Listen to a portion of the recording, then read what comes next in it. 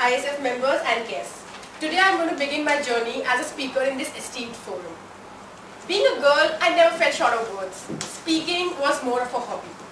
I still remember those days when I would get down the bus from school, rush towards my home to anxiously look for my mother, who would mostly be found in the kitchen, and by the way that explains what I'm making, and tell her everything that happened during the day. And when I say everything, it would mean the number of times I sneezed during the day, the exact minute and second of the hour it happened, so much so that my best friend in middle school didn't tell me for 4 years that she had a crush on the hottest guy in the class, which by the way was very obvious already, because she thought I would tell my mom. So growing up in a joint family, I was very close to my parents. My parents say they were blessed with an angel on April 25th, 1991, and I bet they were. I was a typical nerd. The girl with the heaviest bag on her shoulders, a book or two in hands, and those round glasses with that perfect geeky look. Parents love kids like me, while the cool kids in the class and neighborhood abhorred. But friends, that never bothered me, and I continued on my mission.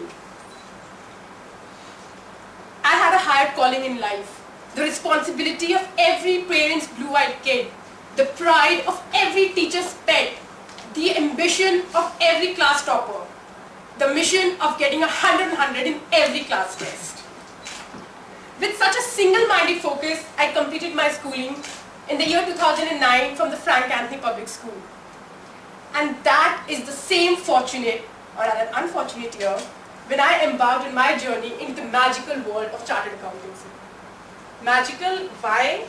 Well, because once in it, every CA aspirant, and even the ones who've qualified it, struggle all their life to decipher the tricks and trades of this field and answer the question, why and how I fell into this maze.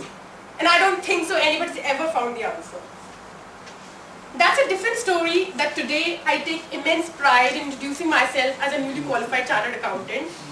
While the pride stays as long as the spark in the other person's eyes, and it dies as soon as they ask me, so how's work and life after CS will be? Protruding belly, receding hairlines, well, very interesting. Thankfully, I have had other interests in life. As a kid, I have spent my childhood reading Amar Chitrakatha comics. Chacha Chaudhary and Supandi were my favorite characters. And now I wonder why I never read those Nancy Drew and Hardy Boys. Probably my parents' love for Hindi in general and my mother's qualification in Sanskrit in particular is to be blamed. So while Hindi was my forte, English was a slippery ground, or rather slip of tongues.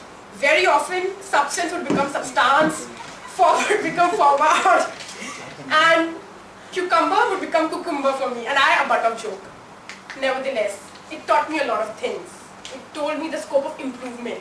It got into me a zeal to do better in life. And also a funny anecdote to share. So besides wondering about the English classic that I never read, I also wonder now why me and sports were two opposite poles. Why the sheer idea of running around the field as an athlete sends shivers down my spine. Or why the idea of holding a ball in my hands or catching it still nauseates me. I think too much maa ka pyar or mother's love made me a couch potato.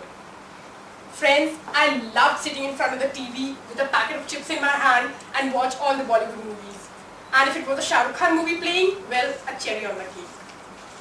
Shah Rukh Khan is the reason I'm a dreamer who dreamt that for every young girl, there's a Prince Charming on a white horse. Sadly, there is only one Prince Charming, which Gauri Khan already has, and for the average beings, the rest of us, they are Ajay Devgan at times. But that hasn't stopped me from watching movies, and every weekend I could be spotted at one of the movie halls. So in a nutshell, there is nothing extraordinary about me or my life. It's an average story. But in times like today, when everybody's struggling to tell a tale of how extraordinary their life is, I believe a life story with ordinary dreams, average fears, average love, has its own charm. And with that, I thank you all for being such a lovely audience.